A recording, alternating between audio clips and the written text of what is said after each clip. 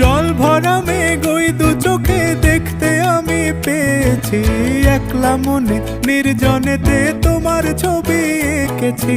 নাম রেখেছি বনলতা যখন দেখেছি, হয়তো বা সেই ক্ষণেই তোমায় ভালোবেসেছি।